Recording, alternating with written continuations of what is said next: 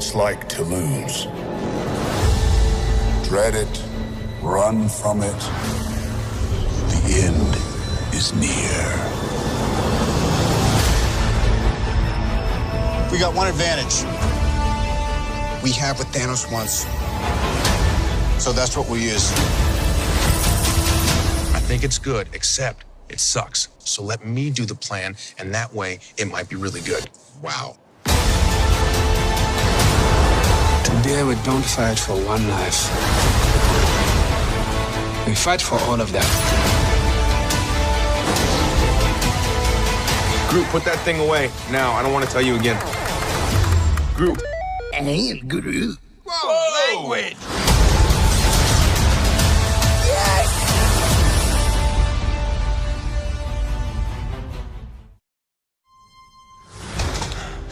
How is this dude still alive? He is not a dude. You're a dude. This is a man. A handsome, muscular man. I'm muscular. Here we are on the set of Avengers. I've been lucky enough, along with other Guardians of the Galaxy, to join up with the Avengers and be here and get an opportunity to save the world. Does it make you an Avenger now as well? I don't know. I hope. Maybe like a third string Avenger, yeah. I was one of the founding members, so. Yeah, thank you. Thanks. Oh, so he's huge. You know, out of all of the people that I've had the good fortune to work with, these two particular guys and the triumvirate that we formed together, it's very special friendship and decade plus of time together. Go team, yeah! It's been this witnessing of like people's lives growing and changing. It's been a really cool experience. Working with Lizzie has been really, really awesome. And I think there is something very powerful about being able to play women who do heroic things. And those women are so awesome, so we've had a really good time. Hanging out with everyone on the set is one of the best parts of this job, actually, because it does have this kind of large, extended family feel. I had a bit of a bucket list. I wanted to work with Pratt because I thought he'd be good fun.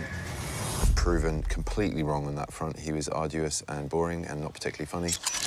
Boom! Well, at first blanch, it's hard to know what to make of Cumberbatch. And then the more time I spent with him on and off set, I just kind of infatuated with this guy.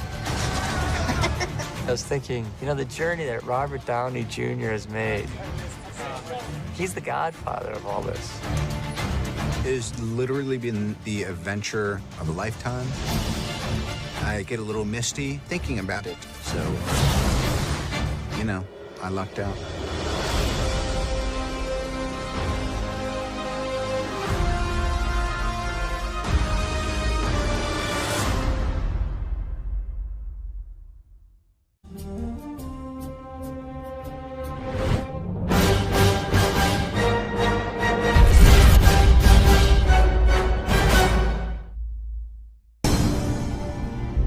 Black Panther is a hugely important Marvel character, hugely important in the history of comics, and it felt like the best way to introduce him was within Captain America Civil War. When there was an opportunity in the Civil War development process where we needed another character, he was the one and only person on the list.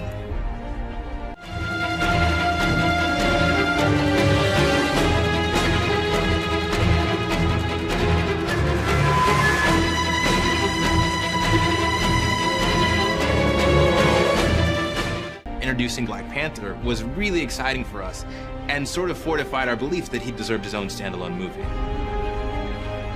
We put together a cast and a crew among the best that we've ever assembled, led by our director, Ryan Coogler. Panther, he kind of exists in a gray area, and in addition to being a soldier, he has a more important job, which is a politician. He's constantly making these choices in the fog of politics and in the fog of war. Called it El Dorado. They looked for it in South America. But it was in Africa the whole time. We deal with royalty, we deal with royal families, but unlike our other films, it's right here on Earth. We get to explore different cultures and different aspects of our world. For Black Panther in the world of Wakanda, it's finding those real-life touchstones that we think gives the film an integrity, yet still making it something that you've never seen before. And made it out alive.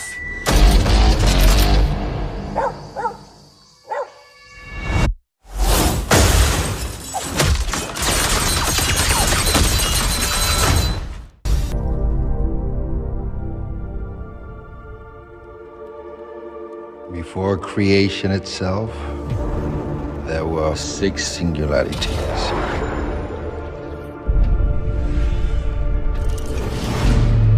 Forged into infinity stones.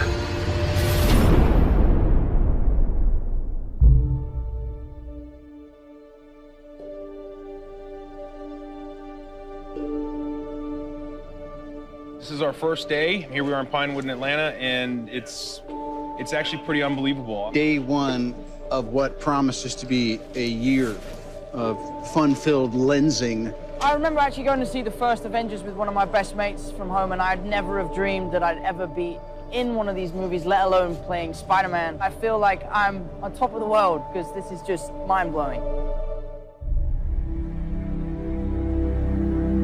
What we always try to do at Marvel Studios is we're building the cinematic universe, is look at the big picture. How can things relate across movies and across years? Avengers Infinity War is the culmination of the entire Marvel Cinematic Universe as started in May of 2008 with the release of Iron Man 1. And it really is an unprecedented culmination of a series of films interlinked together, which at the time had never been done before. And for us, the important thing is making it all come together. We know they're going to face Thanos. We've been setting that up since Avengers 1. How do you do that in a way that is unexpected, that pits the Avengers against somebody who is more powerful than anyone they've faced, and yet make them completely unprepared to face him? Well, tear them apart, which is why we did Civil War before Infinity War. As we were conceiving and executing Civil War, the end of that movie was very much a setup for what these movies would be. We always had the sense of that. Tony is not talking to Steve. The Avengers are basically a name with nobody in it. The world is vulnerable. Tony senses this greater threat approaching, and so he is doing everything in his power to keep the Earth safe.